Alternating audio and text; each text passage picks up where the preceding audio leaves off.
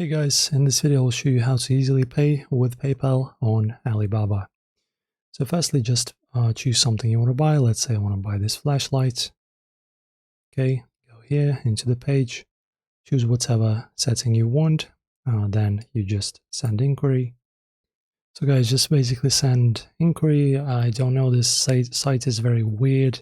There's no buy button, so just send inquiry. As you can see, you will have to negotiate with this basically supplier and this seller. So as you can see, describe your sourcing requirements, attributes, quantity, and other services.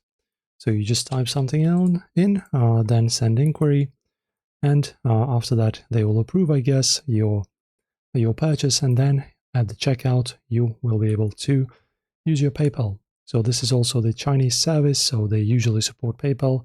This one should as well. Guys, if you enjoyed this video, don't forget to subscribe and like the video, and I'll see you in the next one.